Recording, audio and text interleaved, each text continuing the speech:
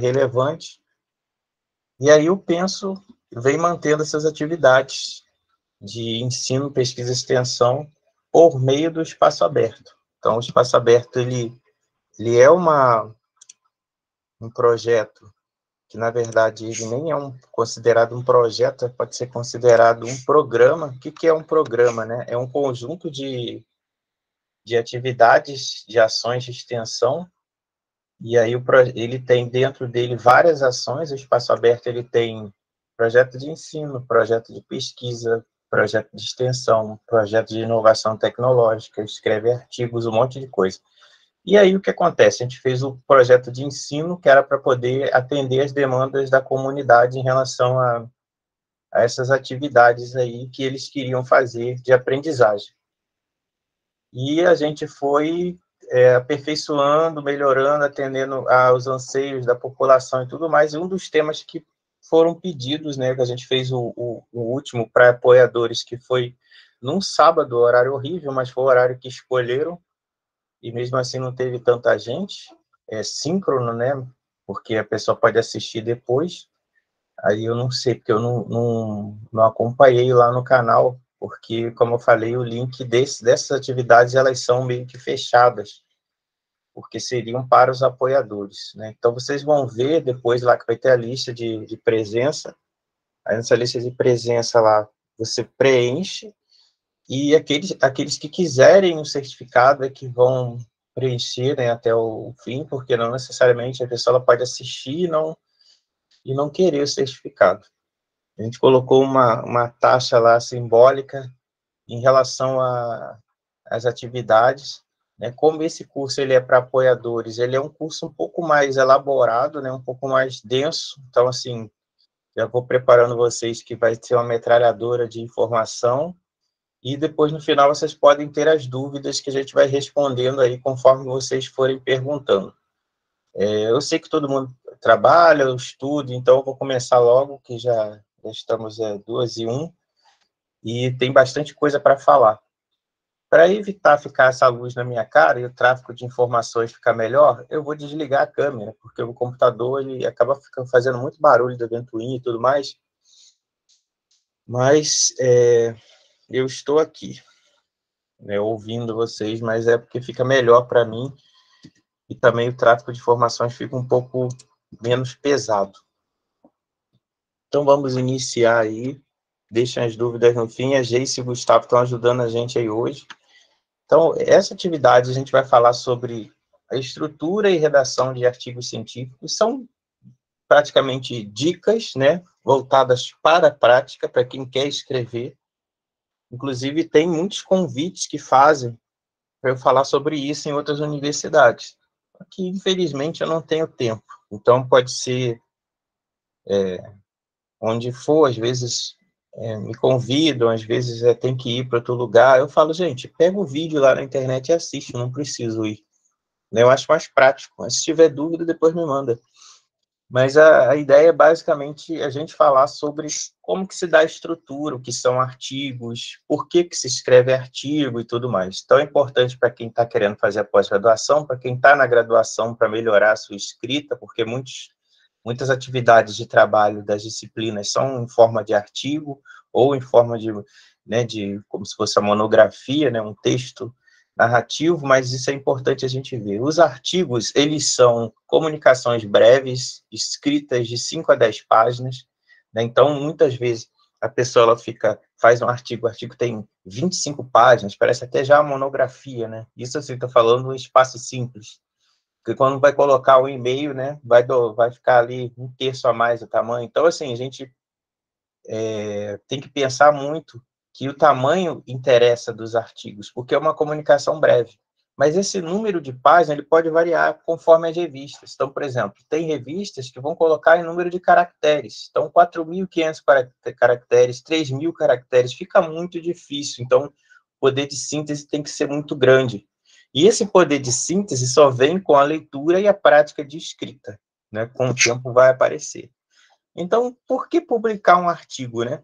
Geralmente, é importante para quem está aqui assistindo hoje e tem interesse para concurso, para o crescimento pessoal, para o mestrado, exigência da pós-graduação, porque é pesquisador, ou porque está ligado, ou está fazendo pesquisa, doutorado, vai fazer mestrado, então tem essa ideia de querer fazer um artigo, e muitas vezes as pessoas na graduação já buscam por causa das pontuações nos concursos depois, residência, acadêmico bolsista, durante a própria universidade, né, fazendo seleção para trabalhar em algum lugar. Então, isso é importante. Agora, aqui, a gente vai ver que, no geral, né, todos os artigos, eles devem ter uma estrutura. Então, vocês já devem ter visto, lido, né, observado essa estrutura desses artigos. Então, aqui a gente percebe, ó, tem sempre um resumo, né, e esse resumo vai ter alguma coisa, né, da pergunta de pesquisa, o objetivo, né, vai ter ali uma metodologia, os resultados encontrados e as conclusões principais, principal conclusão. E aí a gente observa aqui a introdução, já nesse formato que parece uma ampulheta ou um halter, a gente vai ver que tem uma base ampla, e aí vai ficando afunilada. O que isso significa? Né? O que eu falo para os meus alunos, o Gustavo está aí ouvindo, o Kevin provavelmente não está, mas o que acontece é que a gente sempre tem que escrever do geral para o específico.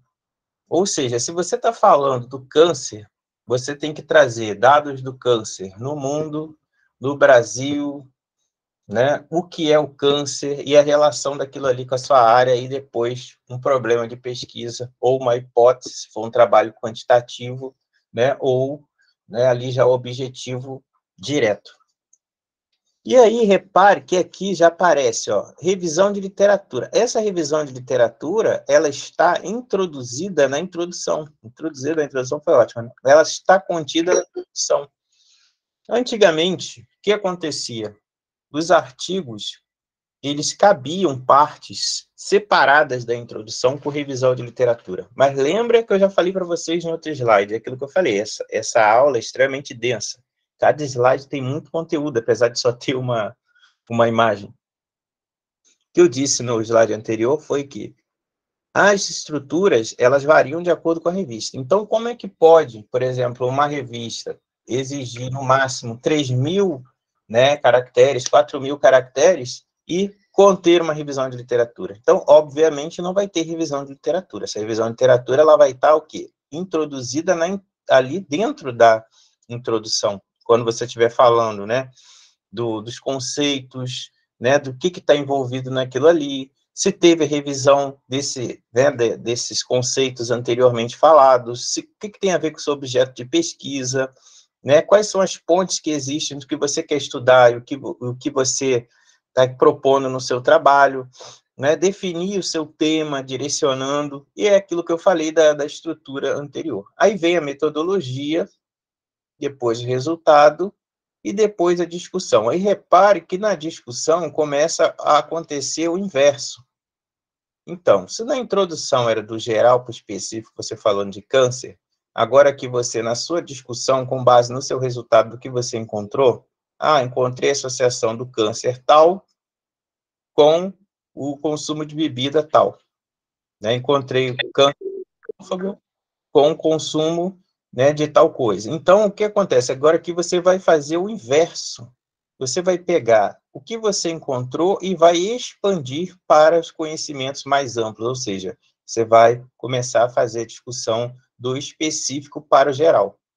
Né? Então, assim, como eu faço muitos estudos da área epidemiológica, então, por exemplo, se eu acho que a associação de transtorno mental comum com dormir mal, né, com você não fazer exercício, então isso aqui foi tudo que eu encontrei. Agora eu vou expandir, né, falando ação disso com o aspecto social, o aspecto biológico, né, e comparar com outros estudos. Então, isso é que a gente chama de tentar generalizar os achados. E aí se faz a conclusão, agradecimento e referência.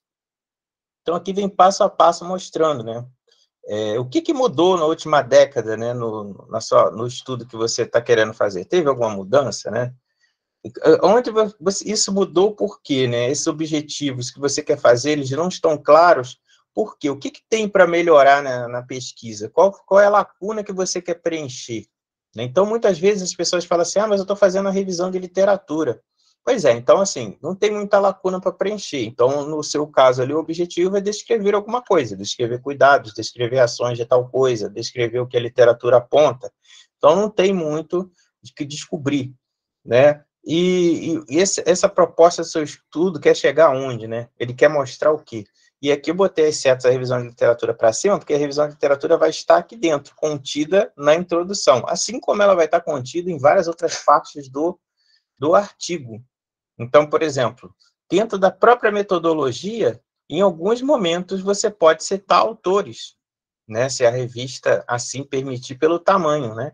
Então, por que pelo tamanho? Que eu acabei de falar, o número de caracteres. Às vezes você quer dizer ali, é um tipo de estudo seccional, é um tipo de estudo de caso, é um tipo de estudo de revisão de literatura, é um tipo de estudo, aí você quer definir.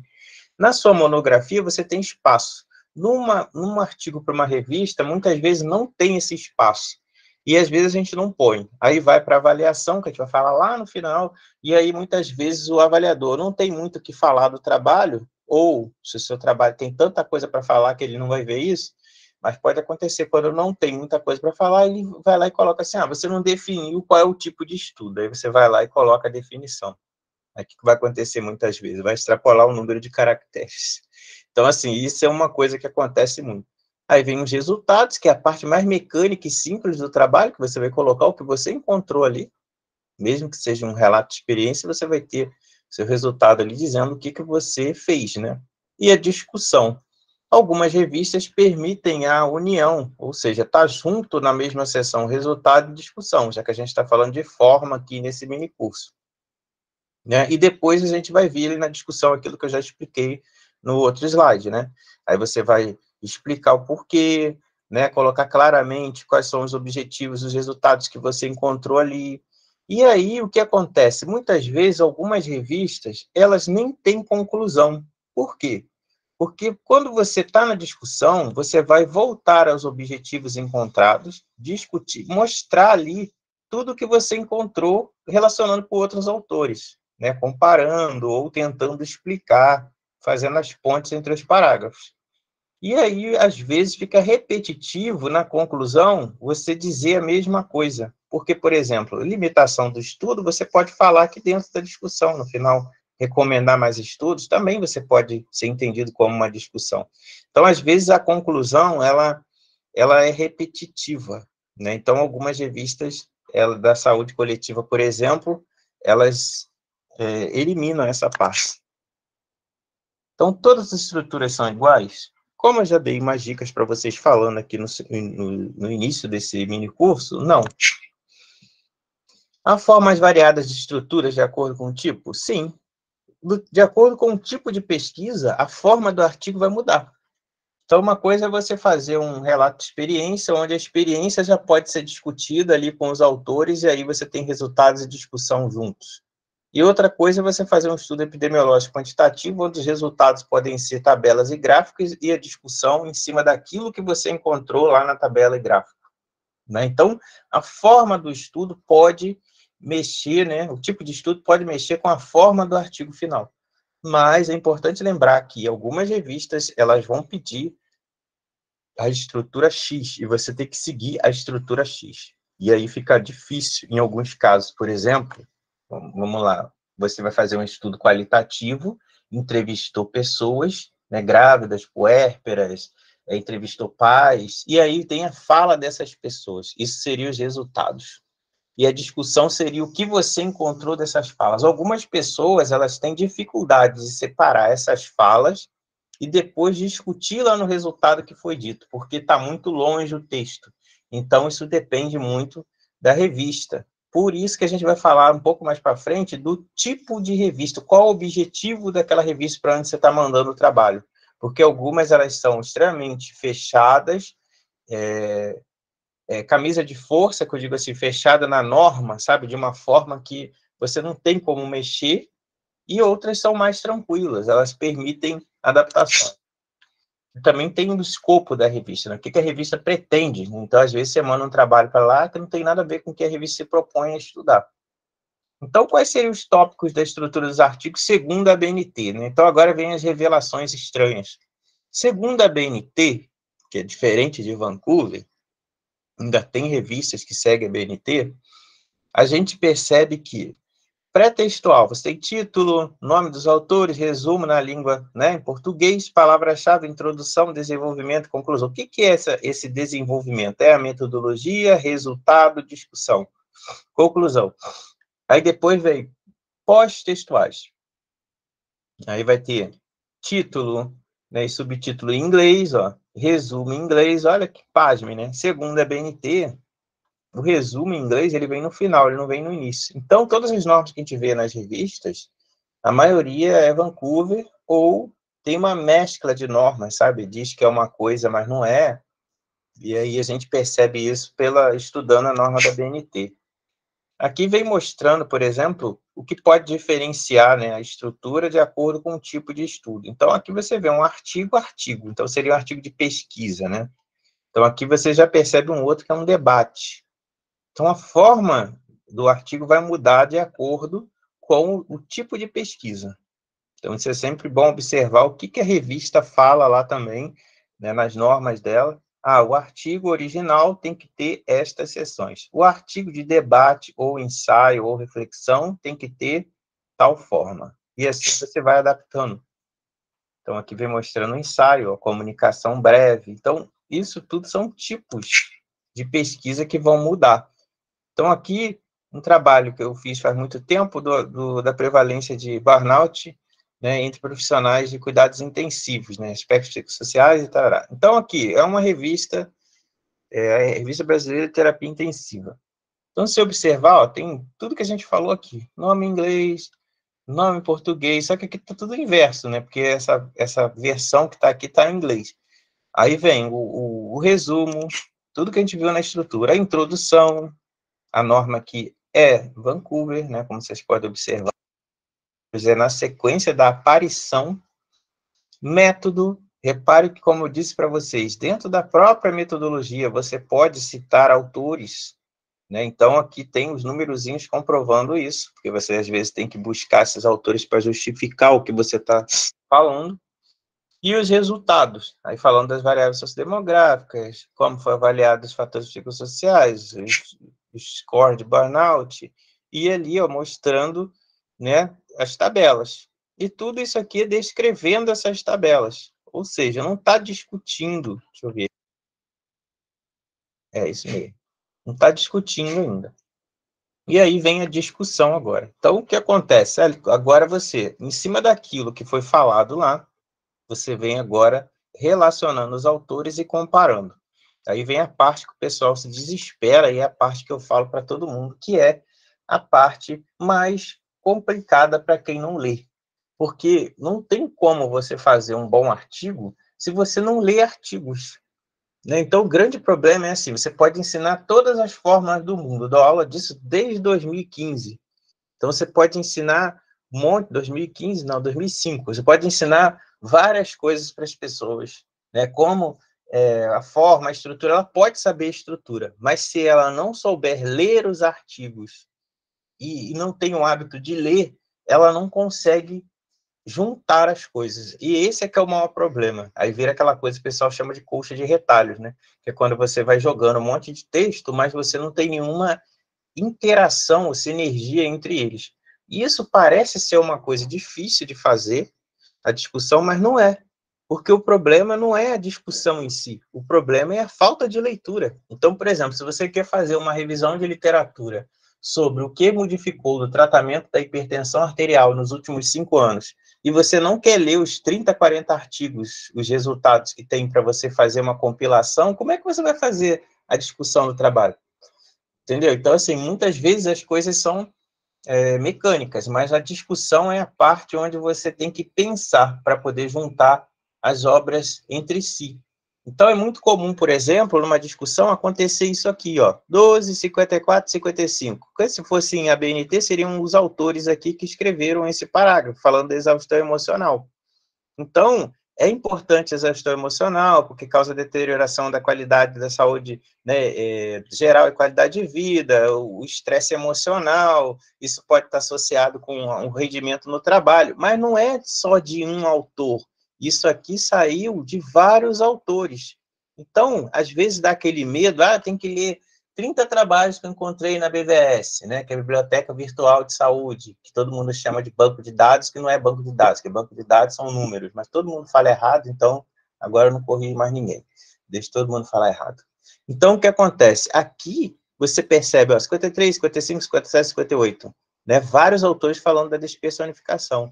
Esse aqui é o poder de síntese que eu estou falando para vocês. Você consegue ler várias coisas e aí reunir o que essas pessoas falam. É como se você estivesse conversando com alguém. Você está lá conversando com a Geice, com o Gustavo, né, com a Shirlene, o pessoal que está aí assistindo, e aí eu chego para vocês e falo, mas aí tem estudos que dizem o seguinte, que a despersonificação, ela já é uma resposta estratégica, a pessoa vai ficando fria por causa do burnout, e aí isso daí é um fator que já leva a ter uma suspeição logo de cara, ou seja, a pessoa está fria, então ela já tem burnout. Aí, alguém pode chegar para você e falar assim, mas quem disse isso? Com base em quem? Aí você leu isso em vários artigos, você coloca aqui, e isso é a discussão. Aí parece que é muito difícil, mas não é, você tem que achar as fontes. E hoje, com o Google, isso é uma das coisas mais fáceis que existem, assim, para quem vai fazer trabalho de campo, que não está passando por nenhum tipo de, né, revisão e tal, que o Google ajuda bastante, você pode chegar e está falando, por exemplo, né, a gente faz muito trabalho com adolescente, aí você vai lá e vê que uma das dúvidas dos adolescentes, você colocando no seu relato, é que eles reclamam, né, da diminuição da vontade lá na hora H de botar a camisinha, porque não gosta de camisinha. Aí você vai e joga na internet, no Google Acadêmico, ou até mesmo na BVS, né, use preservativo para adolescente. Você vai encontrar algum artigo que fale alguma coisa, né, vai estar dizendo lá que entre os jovens tem certo preconceito, dizem que vai diminuir a sensibilidade, dizem que vai causar alergia, que vai diminuir o tesão, que vai fazer não sei o quê. E isso é uma discussão. Você pega aquela frase e já cola ali, porque você encontrou isso.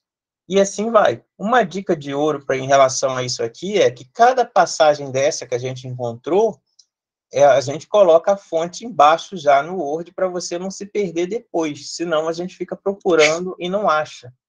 E aqui, continuando a falar da forma, conclusão e referências, né? Então, aqui, segundo, né, Vancouver, e aqui teve conclusão, e a conclusão bem sucinta, os objetivos. Então, há variações quanto à tipologia, vários estudos, né? Eu acho que mais de 20. Então, aqui eu botei alguns, pesquisa de campo, pesquisação, relato de experiência, estudo de caso, revisão integrativa, revisão com meta-análise, meta-síntese sistemática, nota prévia, né, debate, ensaio, trabalho, pesquisa pós-fato, né, e assim vai, vários tipos de pesquisa. Então, esses tipos de pesquisa, eles podem modificar a estrutura, mas, porém, entretanto, todavia, a estrutura sempre será aquela que eu falei para vocês, introdução, método, resultado, discussão, junto ou separado, e conclusão. Mas é um trabalho de debate. O debate, ele vai ter, né, ou o ensaio, ele vai ter uma introdução, ele vai ter um método e vai ter o resultado. Mas a revista não pediu método, você vai encontrar ensaio sem metodologia. Então, vai ter introdução, o objetivo e logo de cara o resultado. Pode acontecer também.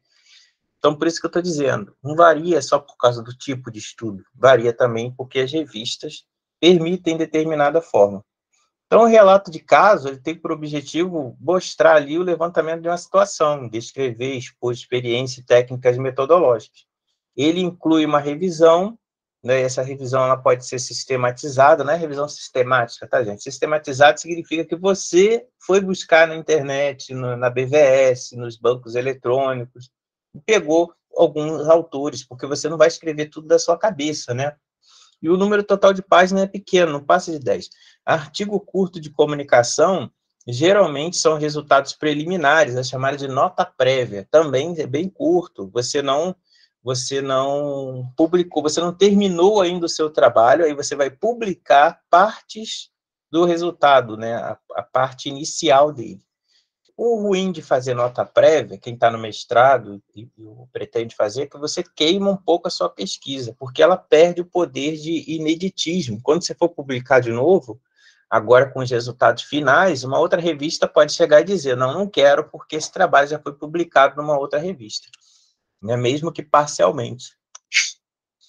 Os artigos de reflexão, ó, ele é um documento que apresenta resultado de pesquisa de forma analítica, interpretativa ou crítica, sobre uma questão específica. E aí ela pode utilizar o que? Autores, para poder embasar aquele conteúdo. Editorial, que é o documento escrito pelo editor, ou quando o editor ele convida alguém, né, de fora, o membro do comitê editorial, para poder falar de algum assunto. Resenha, né, que é uma crítica a algum livro, ou algum artigo, alguma obra, né? Então, toda resenha, ela é crítica. Toda resenha, ela tem a relação com o seu ponto de vista, né? Então, quando a gente fala resenha crítica, está sendo redundante. O resumo de tese ou dissertação, né, também é um tipo de publicação que você pode ter. Então, publicou a sua dissertação, você já se formou, você pode publicar o resumo dela em alguma revista, né? Então, manda para a revista e aí ela publica ali, é válido como algo que é uma produção sua. E na sequência dos tópicos. Agora, aquilo que eu falei vai estar escrito aqui na sequência. Então, assim, tipos de artigos e formas conforme a revisão, né? Então, um artigo de revisão, ele parte de publicação que resume, analisa e discute informações já publicadas. Então, em alguns países, a revisão de literatura nem é considerada pesquisa, porque ela é uma revisão. O que traz de notoriedade, algo de novo? Nada, porque tudo já foi produzido, né? Você só está reunindo as informações num documento para poder uma outra pessoa ler e aquilo ajudar ela. O artigo original, ele parte da publicação que apresenta temas abordados originais, é a pesquisa de campo. Então, você passou pelo comitê de ética, envolveu pesquisa, pessoas, né? Você tem que ter o termo de consentimento, a pessoa assinou, você fez um banco de dados ou não, você foi lá e simplesmente entrevistou, né? E gravou e depois compilou aqueles dados. Então, o artigo original. E aqui aquilo que eu falei para vocês, que seriam as estruturas atuais. Um trabalho de campo, por exemplo, tem a introdução, lembrando que a revisão está aqui dentro, material e método, resultado, discussão e conclusão. Por que eu marquei isso aqui? Porque dependendo da revista, lembra que eu mostrei, a conclusão, ela vai estar aqui dentro da discussão, dependendo da revista. Tem revista que vai pedir separado. Os artigos de revisão, a mesma coisa, introdução, material e método, resultados, que geralmente pode ser aquele monte de quadros lá, ou tabelas com os resumos das obras que você encontrou, discussão.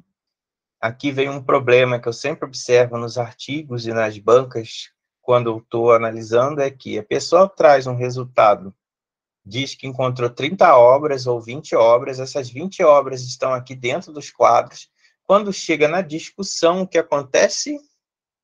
A pessoa não fala dessas obras que ela encontrou. Então, assim, se ela encontrou e está aqui, tem que estar na discussão. Aí, conclusão, onde você vai responder os objetivos e as referências. E o relato de experiência, você tem introdução, material e método, resultado, discussão, conclusão, referência. Está tudo aqui marcadinho, porque se a revista for de saúde coletiva, não necessariamente vai ter um item separado de conclusão, que a conclusão estaria dentro da discussão. Fico toda hora falando disso, mas vou mostrar de novo aqui. Então, agora a gente vê que uma estrutura de um trabalho que a gente fez recentemente, né, que foi para essa revista aí, Recima. Então, a gente tem o resumo, ó, abstract, introdução, o geral para o específico, ó, a educação em saúde, o que é, a educação em saúde, a visão do cuidado integral, as linhas de conceito relacionadas à educação sexual e IST. Tá vendo a sequência do geral para o específico? E não é um tratado, é um parágrafo que explicou uma coisa, outro parágrafo continua e faz uma ponte, um outro parágrafo que vai direto ao assunto falando que é com adolescente e depois já entra IST. E aí, se você continuar aqui na sequência, você vai ver que vai aparecer lá o objetivo ali e depois a metodologia. E aí a gente trouxe definição do que era o relato de experiência. Aí vem falando as etapas e tal, e resultado e discussão juntos, que a revista assim estava na norma. Mas se fosse separado, o resultado seria só falar dessa sequência de atividades, e a discussão seria esse pedaço final, onde a gente falaria do que o software ajuda ou ajudou, e quantos já são feitos no Brasil, qual a relação disso com a educação, né, com o trabalho de promoção da saúde nas escolas, e papapá. Aí, considerações finais. Aí, pergunta que sempre fazem, né? Aqui não seria conclusão? Cara, você pode escrever o que você quiser. Considerações finais, você pode colocar conclusão, porque tem gente que diz assim, o trabalho, quando é quantitativo, tem que ser conclusão. Quando é qualitativo, tem que ser considerações finais. Não tem nada a ver, isso é a estrutura que tem que ser mantida. A metodologia, você pode colocar caminho percorrido, entendeu? Introdução, você pode colocar assim, considerações iniciais, iniciando os trabalhos, você pode escrever o que você quiser, mas o que é certo é, sim, que as pesquisas quantitativas, elas têm, né, as revistas, quando você envia, elas são muito mais formais e mais fechadas, essa estrutura mais fechada, e às vezes fica um pouco mais difícil, né, não aceita. E ciências sociais, você pode escrever muita coisa, né, com nomes fantasia bonitos, que ninguém vai falar nada. Aqui, ó, a revista de saúde coletiva, não sei se é Ciência, Cuidado em Saúde, não lembro agora qual é, mas é a revista da Fiocruz. Aí o que acontece? A gente fez um trabalho lá e enviou, faz um tempo aqui a estrutura, ó, abstract, né, resumo, aí vem introdução, métodos, resultados, né? Essa tabela, por exemplo, ela faz parte do resultado, mas a diagramação botou ela aqui, ó, no meio da discussão, tá vendo? E aí vem a discussão depois. E aí vocês vão reparar, cadê a conclusão? Não existe. Por quê? Porque tudo foi feito dentro da discussão. Então, limitações, responder os objetivos, e a norma da revista não tem conclusão. Aí termina com colaboradores e referências. Então, é uma estrutura que também é possível da gente observar. Por que é importante você estar fazendo esse mini curso, prestando atenção nisso? Porque assim você vai se sentir mais seguro para escrever, né? Vai ver que existem várias formas, vai ver que as estruturas variam, vai ver que é necessário ler sobre o escopo da revista, né? O que a revista pretende publicar, né? E é importante você saber a estrutura para você pensar o que tem em cada estrutura, como eu falei lá no início, né? Que a gente vai ver com calma, passo a passo. Então, a estrutura do artigo científico, algumas perguntas-chave que auxiliam, né? Então, por exemplo, a introdução. Do que se trata o estudo? A gente já viu isso lá naquela ampulheta inicial, né? Por que essa investigação está sendo feita? O que se sabe sobre o assunto? Ou melhor, o que você ainda não sabe, não? Qual é a lacuna que motivou você a fazer a investigação? É óbvio que tem trabalhos, como eu falei para vocês, que são trabalhos de reflexão, são trabalhos de revisão, que não vai ter necessariamente uma lacuna, você quer simplesmente responder uma pergunta de pesquisa, né? Quais as obras, né? O que abordam as obras dos últimos anos sobre tal coisa? Qual a relação disso com aquilo outro, né, na literatura? Então, o método, como foi realizado, resultado, o que foi encontrado, e discussão, o que significa esses achados estão de acordo com outros ou são divergentes? Né? O que esse trabalho acrescenta para o que já foi estudado?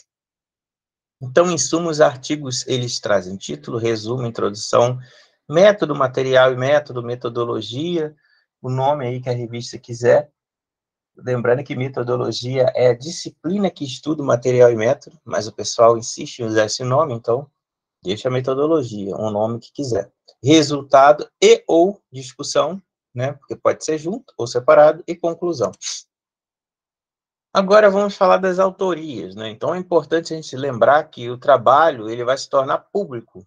E aí a gente vai ter um responsável por aquele conteúdo, que geralmente é aquela pessoa que é responsável por submeter o trabalho. Então vamos supor que alguém tem um interesse na sua pesquisa, e aí o responsável pela pesquisa, vou falar no meu caso, sei lá, pode ser um aluno ou uma aluna que se formou há 5, 3 anos atrás, e é que a pessoa sumiu da face da humanidade porque criou ódio mortal por trabalhos acadêmicos. Aí essa pessoa é responsável pela submissão do trabalho. Aí vem um pesquisador lá do fim do mundo ou de algum outro lugar né, que seja o início do mundo, manda um e-mail querendo informações sobre aquela pesquisa, ou querendo ajudar, ou querendo saber se a pesquisa avançou, se terminou, e essa pessoa não vai responder. Então, por isso tem que tomar cuidado, quem é o responsável pela submissão, quem vai estar responsável pelo aquele contato, é o e-mail que vai aparecer lá. Então, essa pessoa, ela tem que contribuir substancialmente para poder fazer o trabalho, né? O planejamento, a análise, a interpretação, ou até mesmo, às vezes, a execução, né? Muitas pessoas, às vezes, participam de um trabalho só na coleta, né? Então, não interpretou, né? Não teve o planejamento, só fez a parte mecânica. Então, essa pessoa que muitas vezes só coletou, ela não é autora do artigo. Contribui significativamente na elaboração do rascunho ou da revisão crítica e participar da aprovação final. Então, sobre o planejamento, né? Qual a mensagem que eu quero transmitir com esse trabalho? Né? Por isso que eu gosto muito de trabalhar com pergunta de pesquisa, que é o problema de pesquisa, que não é questão norteadora, não é a mesma coisa. Então, se você coloca lá quais são os cuidados para, né, na puericultura realizados junto à mãe e o bebê, a criança, então isso é que vai ser respondido durante o seu trabalho, no resultado e na discussão. Então, a pergunta, ela ajuda muito. Quais são os fatores associados, né, a transtorno mental comuns entre estudantes de graduação? Então, ali você vai fazer essa pergunta e o tempo todo você vai analisar os dados tentando responder isso. Né? Quais as ações de educação e saúde podem ser desenvolvidas com, né, adolescente em escolas? Aí você vai lá e coloca o que você desenvolveu. Então, qual o melhor formato para eu transmitir essa informação? Né? Isso é importante a gente pensar. Qual a melhor audiência? Quem vai ler o seu trabalho, né? Para quem que você está escrevendo? Era essa frase que eu queria falar. Qual é a revista mais adequada? Então, você não vai escrever um trabalho sobre uma parte de ciências sociais, uma coisa muito mais aprofundada, né? E enviar para uma revista que é uma revista de epidemiologia. O escopo não bate, entendeu? Não tem sentido. Muita chance de ser recusado. Qual a relevância da mensagem? O que eu estou escrevendo é realmente importante para aquela área? Às vezes você está numa área, está escrevendo um trabalho que é extremamente importante, né? E às vezes pode não ser importante. Então, se você está fazendo uma metodologia, descobrindo uma coisa nova, ou querendo propor uma coisa nova, ou simplesmente achou interessante aquele tema porque ninguém fala e é relevante para aquela área, é importante você investir. Né? É para um grupo específico, então você pode usar terminologias específicas, já pensa na revista para qual você vai enviar. Um exemplo clássico disso é, por exemplo, você falar sobre feridas. Então, você está lá falando de coberturas de feridas, você vai mandar para uma revista específica de feridas. Porque se você mandar para uma revista de saúde coletiva, você tem grande chance de ser recusado. Entendeu? Isso que eu estou tentando dizer. É para especialista ou generalista, né? Então, tem que pensar quando você vai escrever. A mensagem é original ou ela é confirmada em estudos anteriores? Né? Se ela confirma, né, em estudos anteriores, ela é uma revisão. Muitas revistas, elas brecam logo de cara a revisão. Você pode perceber que algumas já estão lá com uma mensagem assim: temporariamente não estamos recebendo trabalhos de revisão. E o que é esse negócio do qualis e fator de impacto, né? Então, isso tem a ver com a métrica, que diz se o trabalho, né, se a revista, no caso, é boa ou não. Isso tudo com base em citações. Então, por exemplo, quando a gente fala de qualis, a gente percebe uma lista, é uma coisa do Brasil, né? Tem a ver com as publicações que foram feitas, né? Se as revistas são lidas, se elas são citadas, recitadas, né, o conteúdo, né, dos artigos, enquanto que quando a gente fala de o fator de impacto, isso é como que isso é projetado também externamente. Então, o Brasil é como se fosse muito fechado em relação a essas coisas, né? A gente começa a perceber que o que é produzido aqui não é lido muito no exterior. Então, tentaram mudar isso, criando uma lista única de CAPES, do periódico CAPES, falando do critérios qualis, e essa lista ela não colou Tanto que desde 2020 já era para ter sido modificada a lista, publicado um novo critério do valor, né, do Qualis, e não saiu. Então, quando a revista fala assim, eu tenho o Qualis tal, na verdade, esses Qualis, eles nem existem, porque não foi oficialmente divulgado nada. Então, a revista fala, passei a ser B1, mas com base em quê? Essa lista está onde? Aí quando você vai ver, tipo uma fofoca de uma lista que circulou por todo mundo aí e tal, e aí a gente observa que recentemente teve uma outra requalificação aí e surgiu uma outra lista, mas quando você entra no periódico Qualis, CAPES, e coloca lá, né, o quadriênio, né, a avaliação nos últimos 4 anos, você não encontra os valores. E aí, como é que fica, então, né? Aí a gente vai para esse fator de impacto. E aí, quando você vai ver, pouquíssimas revistas no Brasil têm fator de impacto, né? Que são aquelas revistas que são artigos que são muito lidos, muito citados nacional e internacionalmente, e aí a gente fica muito à mercê, né? Refém dessa situação. Eu falo para os meus alunos o seguinte, o importante é a gente produzir o conteúdo e publicar para outras pessoas lerem o que a gente fez. Não importa se a revista é B4, B3, B1, o que importa é o seguinte, qual o custo disso e se as pessoas vão ler. Né? Porque, por exemplo, você faz um capítulo de livro, mas as pessoas não vão ler aquele capítulo de livro, porque as pessoas nem baixam um livro para ler. Então, é só você botar no seu currículo e você pontuar lá na sua seleção, né, do mestrado ou alguma coisa assim. Mas está valendo, tá, se tiver Qualis Livros, né, tem ISBN, entendeu? Aí aqui é a mesma coisa, né, a revista, tá valendo? A revista ela tem uma plataforma grátis, ela tem ISSN, esse ISBN é de livro e ISSN é registro de revista. E se as pessoas vão ler ou vão citar, aí depende da qualidade do seu trabalho também, né? E como que essa revista ela consegue divulgar. Então a gente sempre olha quantas bases, né, essas revistas estão indexadas, né? Quantas bases eletrônicas essas revistas estão indexadas. Às vezes está no Cielo, às vezes está no CAPES, às vezes está no Lilacs, PubMed, por aí vai. Então, antes de escolher a revista, leia lá as informações para os autores, né? Qual a missão dessa revista? Ler os artigos da revista, né? Para você ver o formato. E as revistas de maior impacto são as mais concorridas e têm a maior taxa de rejeição. Então, é chegar lá e ser reprovado. E muitas delas cobram simplesmente só para você enviar o trabalho. Então, você paga 250, 300 reais só para eles receberem o trabalho para analisar.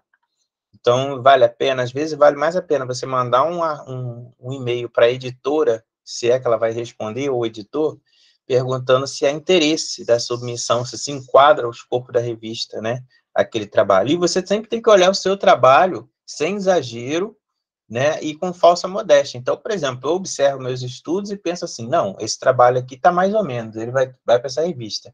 Esse aqui está bom, tem que ir para uma revista boa. Esse aqui está ruim, esse vai para uma revista muito fraca, ou que tenha...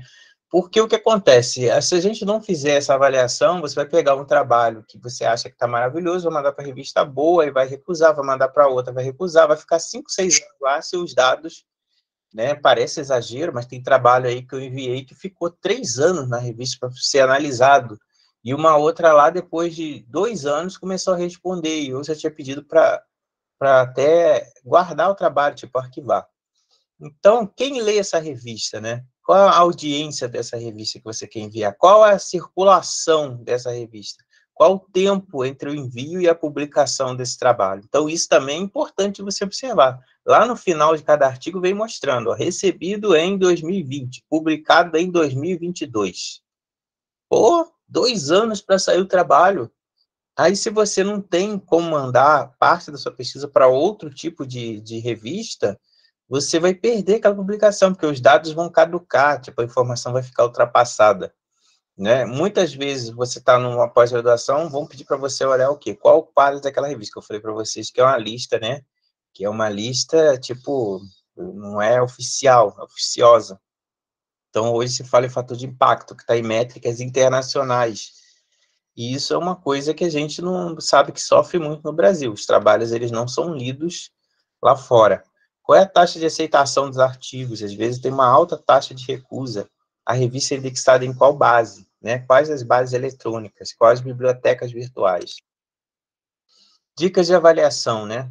E aqui é importante, quando você manda o trabalho, a primeira coisa que você tem que ver é a sua redação. O documento está coerente, está claro.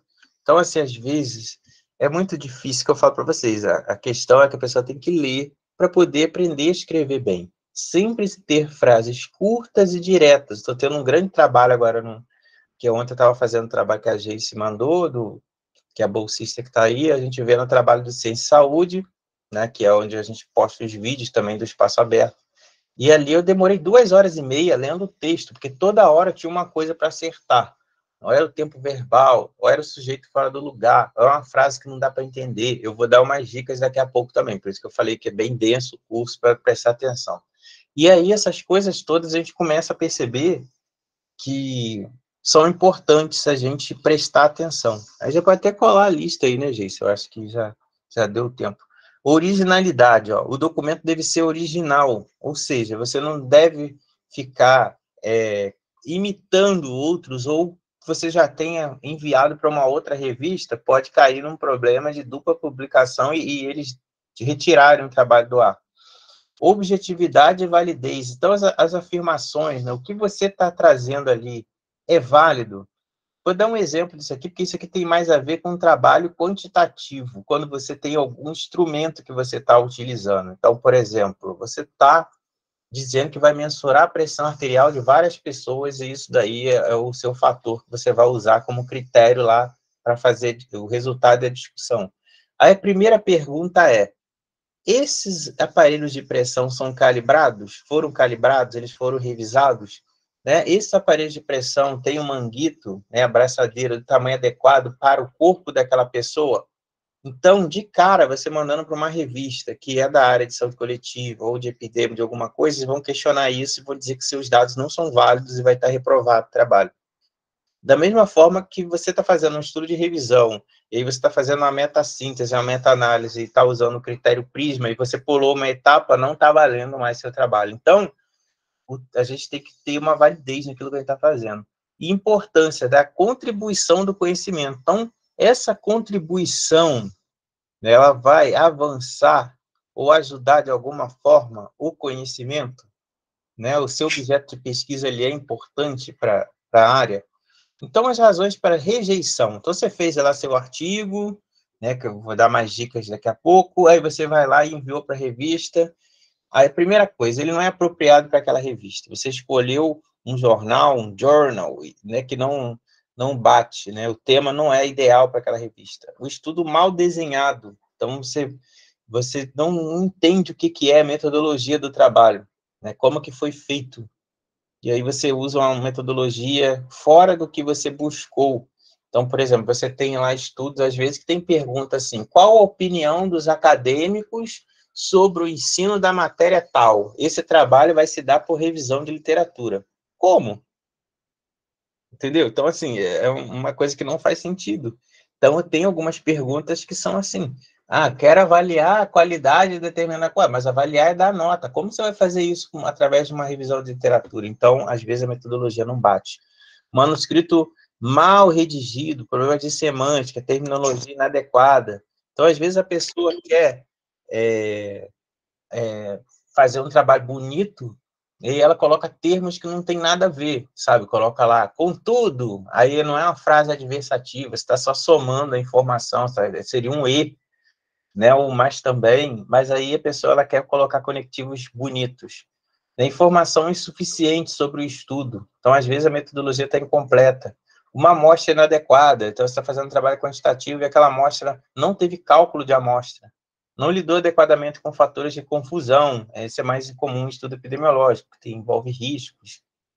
Desfecho pouco claro, né? Ou seja, a conclusão não bate com a introdução. Tipo, você diz lá que o objetivo era descrever, né, a opinião dos pais sobre o teste de pezinho, e a conclusão você está falando sobre a importância do teste do pezinho. Mas aí você tem que dizer ali na conclusão e na discussão o que os pais acham, né? Eles acham importante, legal, aí você vai lá agora discutir a importância, mas você não pode não colocar a fala, não trazer a relação do que foi encontrado com o que você está discutindo, senão fica uma coisa solta, né? Hipóteses nebulosas, você faz uma hipótese que não tem nada a ver, não há clareza na teoria que você está querendo, análise estatística inadequada, e a parte qual a gente tem erros metodológicos, né, que traz o trabalho seja pouco interessante, né, faz com que a gente não queira ler. E discussão que não tem nada a ver uma coisa com a outra. Teve uma vez um trabalho qualitativo que era assim, analisar o perfil do egresso do curso tal. E o resultado do trabalho, a discussão, era sobre o que o aluno achava do curso.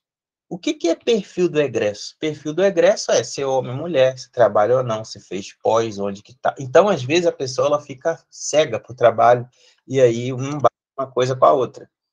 E erros de linguagem e gramática, sempre pedir para alguém ver, né? Agora, antigamente, a gente tinha o revisor do Word, eu uso o revisor do Word, depois ainda coloco no Google Docs e acho muita coisa errada em textos que eu estou o tempo todo lendo. Então, assim, a gente tem que pensar que a gente fica cego para o texto. O manuscrito em inglês deve ser revisado por um nativo, isso é quase impossível, mas assim, se a pessoa puder, e hoje em dia com o avanço também do Google Tradutor, pela inteligência artificial e várias sugestões, ele consegue fazer uma boa tradução. Antes isso não era comum, então fazer a tradução de sentença por sentença, né? Seria, sentença não, seria palavra por palavra, agora não, agora está fazendo por frases, então isso é mais interessante, porque existe um contexto numa frase, né? Quando você envia um trabalho para uma revista, 2 ou 3 revisores vão ver. E, geralmente, essas pessoas elas são ocupadas, não têm tempo para ler, estão com ódio mortal, né, porque já quer aquela sobrecarga, e muitas vezes não vão ganhar nada para aquilo ali. Eu sei porque eu sou revisor de uma cacetada de revista, e é assim que eu analiso, na força do ódio. Então, o que acontece? Quando eu vou ler as coisas, eu quero ver o que interessa. Então, tudo que eu estou falando para vocês aqui é algo que eu vou olhar nos artigos quando eu estou analisando. Primeira coisa, eu vou ver o título. Aí vou olhar o objetivo. Será que bate? Então, é a mesma coisa se você estiver escrevendo. Você tem que colocar um título que bate com o objetivo. Aí depois eu vou olhar o resumo, especialmente o método e o resultado e a conclusão, para ver o que a pessoa encontrou. E aí a gente vai lá ler a introdução, para ver se tem aquela sequência de ideias, vamos olhar o resultado, vamos ver a discussão, se está tudo, né, casado, tudo fazendo sentido. Então, tem trabalhos que nada faz sentido com nada. Então, os revisores, eles podem recomendar aceitar com revisão, ou rejeitar, né? E, às vezes, quando dá empate, vai para um outro. Então, ficam 2, né? Aí, se dá empate, né, um rejeita, outra aprova, vai para um terceiro. E o editor, ele pode decidir também, né, de cara ali. Dicas de primeira impressão, né, que é muito importante, né? Fazer tudo com cuidado e organização. Tabelas bem organizadas, tudo conforme a instrução dos autores, né? Verificar pelo menos 3 vezes, instrução aos autores, melhor dizendo aqui, eu errei. É a instrução aos autores, que vem na revista. Sempre observar a norma da revista e conferir. As referências estão no formato, né? Aí o Gustavo que vive sofrendo aí com referência, a Geis também vai. Então, assim, sempre a BNT, volume, número, página e ano.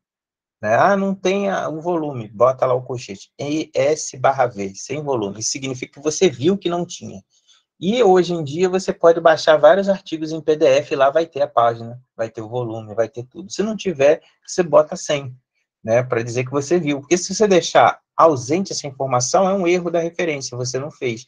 E Vancouver é aquele problema que eu falei para vocês, é a numeração. Então, um trabalho em Vancouver, a gente não escreve um trabalho em Vancouver, você escreve ele em ABNT. Depois, no final, você numera. Porque essa numeração, ela não pode mudar.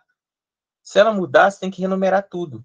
Como assim, seu professor? Por exemplo, você está lá escrevendo 1, 2, 3, né? Colocou primeiro, segundo, terceiro autor. Aí agora, um revisor, ou você mesmo, no final do seu trabalho, decide que tem que colocar um dado do IBGE logo de cara ali. O que vai acontecer? Se esse dado do IBGE virar o número 2, ele não pode simplesmente entrar ali como 23, né? Ele vai ter que entrar como 2. Você vai ter que renumerar tudo. Existem formas de fazer isso no Office também, que é o sistema de referência cruzada, que vai colocando tudo no rodapé. Mas nesse Office novo aí, eu já até desisti de encontrar isso, eu faço no velho. E depois também você tem que ficar adaptando. Tem gente que usa o Zotero, cada um pode utilizar alguma ferramenta que ache interessante. Você, quando vai escrever e submeter o trabalho na revista, você coloca lá porque o artigo é interessante para o leitor daquela revista, né? Que seria a carta ao editor, o comunicado ao editor, quando você está submetendo.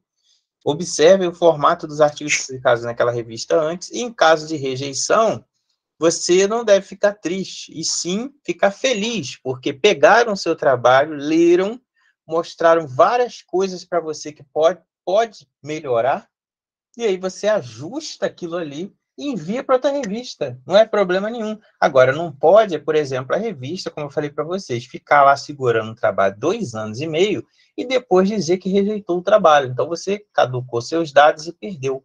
Por isso que eu prefiro enviar para revistas que publicam com mais frequência, e aí a gente tem os trabalhos, né, mais lidos por pessoas que têm interesse pelaquela parte que você está produzindo. Diversificação é uma dica de publicação também. Então, você tem que enviar trabalhos para várias revistas e nunca parar de escrever. Não, mas eu só tenho que escrever um, eu nunca escrevi nada. Então, vê as revistas que são mais simples de publicação, né, que são mais rápidas, para você também não ficar desestimulado. Concentre-se numa área de pesquisa, escreva sempre sobre o mesmo assunto, né? E aí você vai diversificando sobre a sua área.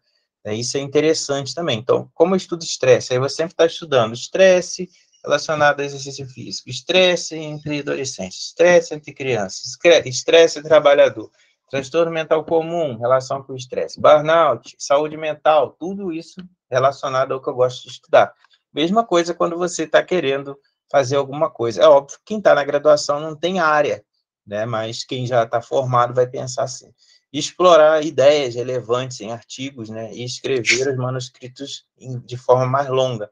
Sempre escrever com clareza, ver se o que você escreveu dos pressupostos e resultados eles estão expostos com clareza, explicar as contribuições do seu artigo, né? Logo na introdução, logo no final dela, usar programas de apoio, né? Que é aquela ideia que eu falo para vocês. O pessoal, às vezes, vai para a faculdade e não sabe usar nem as ferramentas do Word, do Office. Então, assim, fica complicado. Porque se você não dominar essas ferramentas de texto, pelo menos para ver o que está ali sublinhado, que está errado, o texto sempre vai ficar todo errado, porque a pessoa vai ignorar, vai se escrever de qualquer forma. Antes de iniciar o trabalho, né, faça uma boa revisão de literatura sobre o que foi escrito, né, e observar que alguns trabalhos, eles já foram feitos, né, então temas que ninguém publica nada há mais de 5 anos, não tem interesse, então as pessoas vão esquecer. Por exemplo, por agora, Covid ainda é interesse. Daqui a 5 anos, Covid vai estar esquecida. Aí você vai lá fazer um trabalho sobre Covid. Seria a mesma coisa chegar agora e querer fazer um trabalho sobre gripe suína e publicar.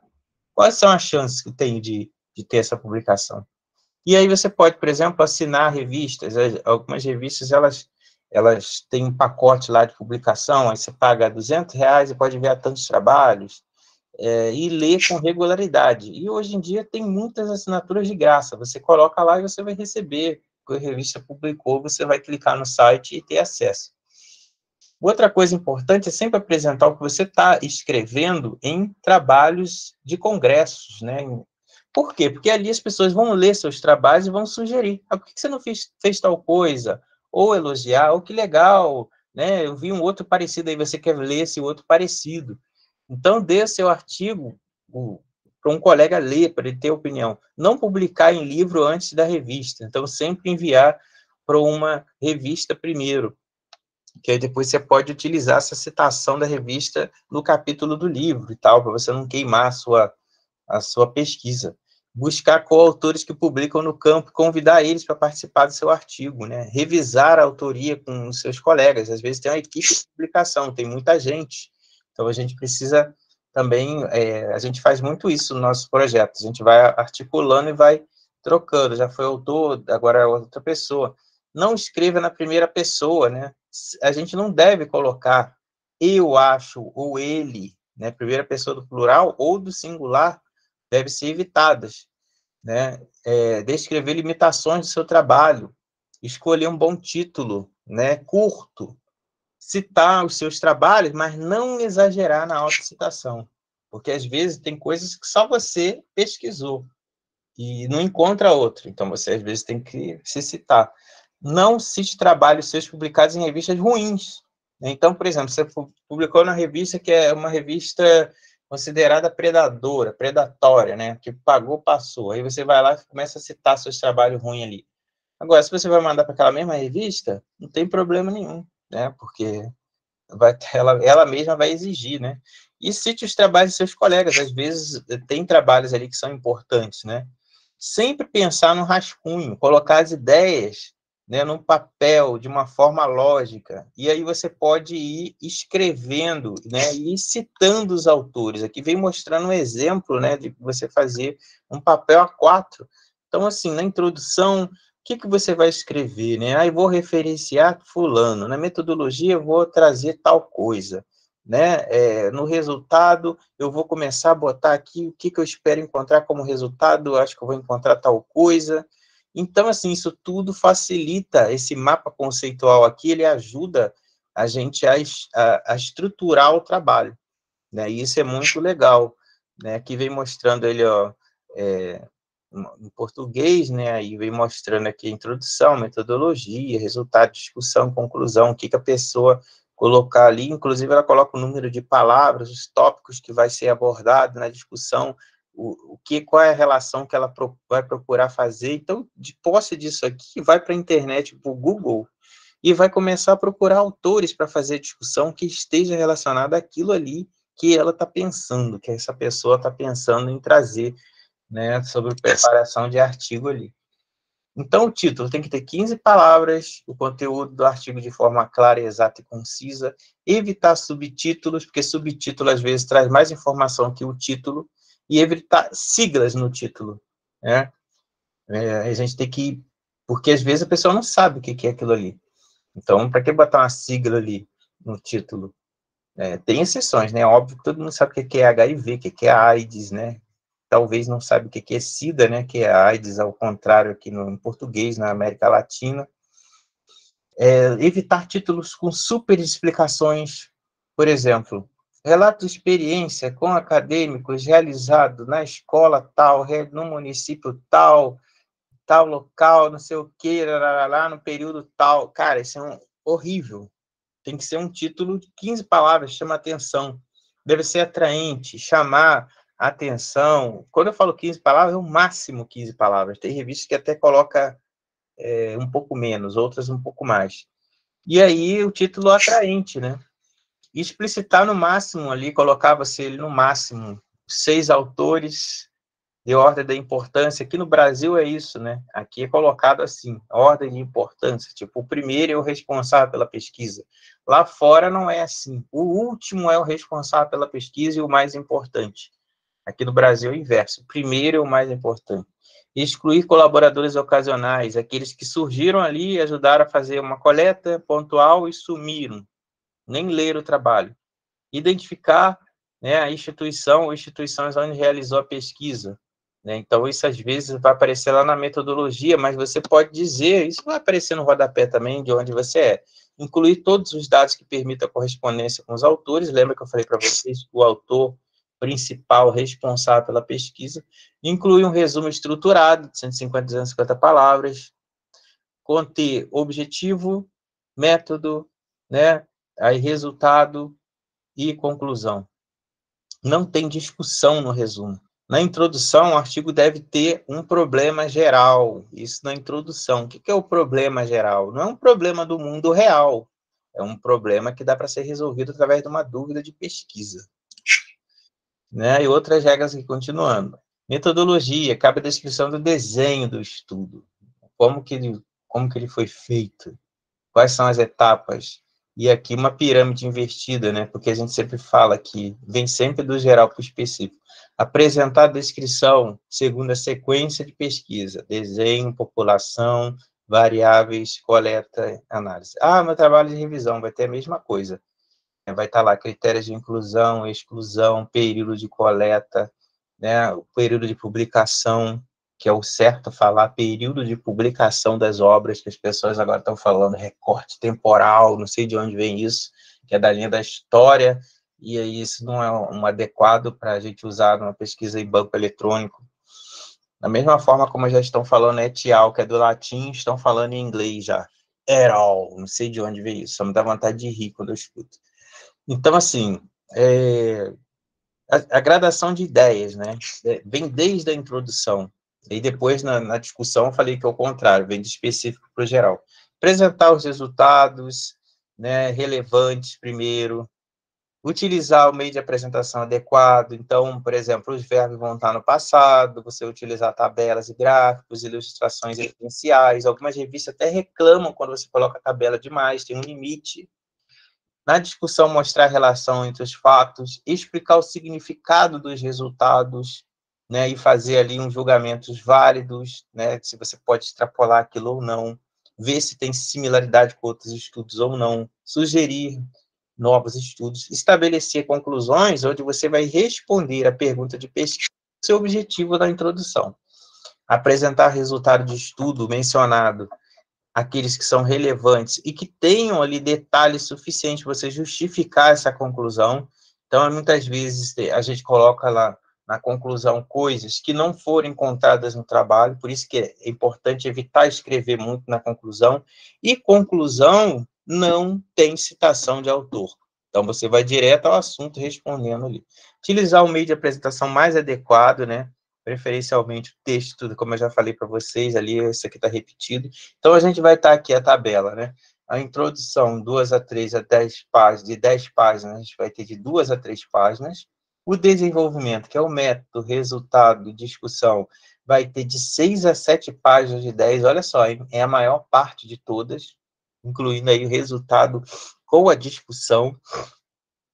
E as conclusões ou considerações finais, meia página, uma página. Uma página até é demais. Então, fica mais ou menos assim. E aí, a pergunta para vocês, bateu o desespero. Obrigado pela atenção. E lembrando que, para escrever, é necessário que a gente leia bastante, senão a gente não consegue fazer isso. Então, agora aqui, eu vou perguntar para vocês se tem alguma dúvida. E até que tenho 10 pessoas aí. Até desespero, Gustavo. E aí, quais são as dúvidas para poder a gente, se tiver dúvida, né? Que bom, Shirlene. Shirlene, tomara que tenha falado sério. Certo, que bom que vocês gostaram. E aí a gente fica aberta aí a opinião e a dúvida de vocês.